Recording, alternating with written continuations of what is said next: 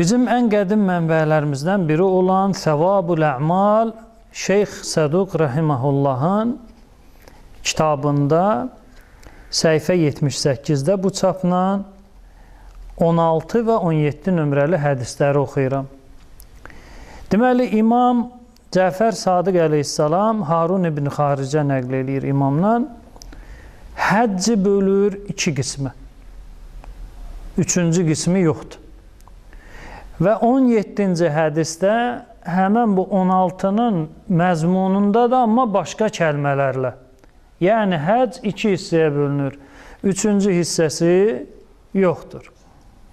İmam buyurur, Əl-Həccu həccan. Həcc iki həccdə həqiqətini tapar. Həccun lillahi və həccun linnəsi. Həccun lillah, yəni Allaha xatir olan həcc, bir də həccun linnəs, bir də insanlara xatir olan həcc. Üçüncü qism yoxdur. Yarı Allaha xatir olsun, yarı cəmaata xatir olsun. Ya Allaha xatirdir, ya cəmaata xatir. İmam izah edir. Fəmən həccə lillahi kənə səvabuhu aləllahi əl-cənnə. Kim Allaha xatir, Allahı hədəf tutub, ona hicrət etmiş olsa, onun əcri və mükafatı Allah tərəfindən cənnətdir. Yəni, həcc ziyarətində olanın mükafatı, əgər məqsəd yol seçəndən ta yolun sonuna qədər qurbətən ilallahdısa, onda mükafat cənnətdir. Və mən həccə linnəs.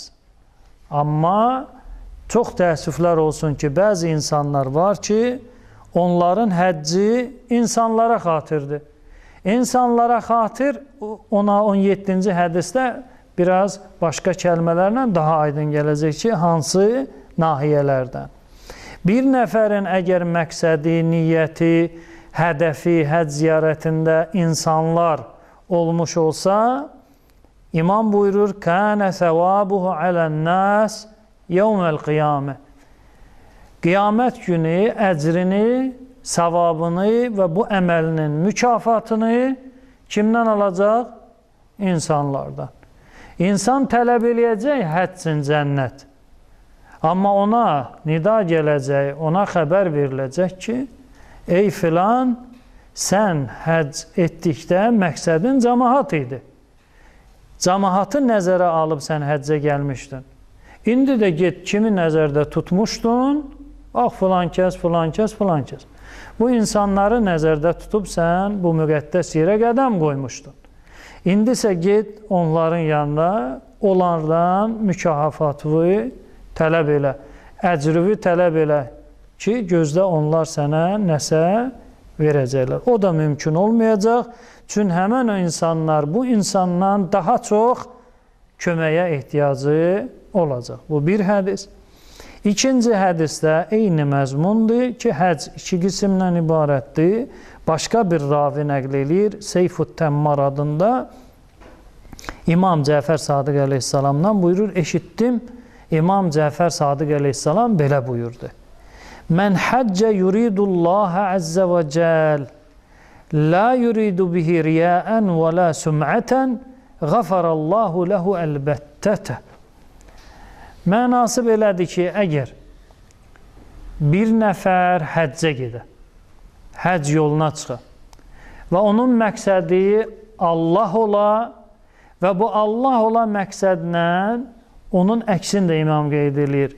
Nə riya məqsədi qatışa bu niyyətə və məqsədə, nə də ki süm'ə. Süm'ə nədir? Süm'ə şan-şöhrət, ad-sanın yayılması.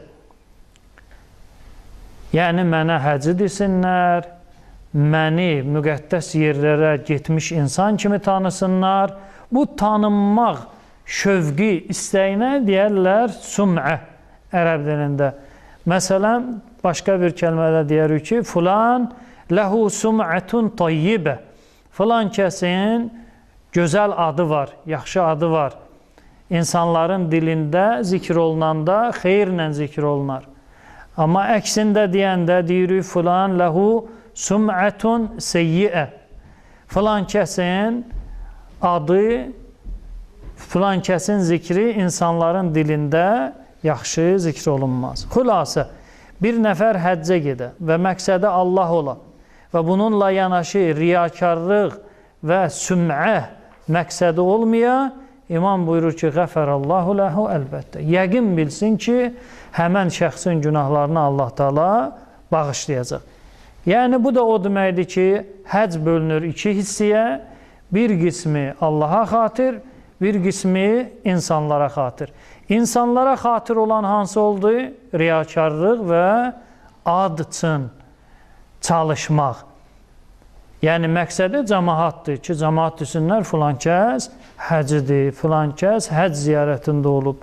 Belə olsa, İmam buyurur ki, o şəxsin əcri yoxdur, əksinə göndəriləcək o riya məqsədi gütdüyü insanlara tərəf və ad, şöhrət tələb elədiyi insanlara tərəf. Deməli, həcc bölündü şəriətimizdə iki hissiyə, Allaha xatir olan həcc, bir də insanlara olan xatir həcc ki, riya və şöhrətdən ibarətdir. Allah Teala həcc ziyarətində olan insanları qürbətən ilallah həcc etməyə müvəffəq etsin və onları, insanları nəzərə alıb bu əziyyət çəkiblər, bu əzəmətdə əməl ki, onun hal-hazırda içindədirlər, onu riya və süm'i ilə bir növ mənasız bir əmələ gətirib çıxarmasınlar. Muhammed və Ali Muhammedə salavat zikr eləyək.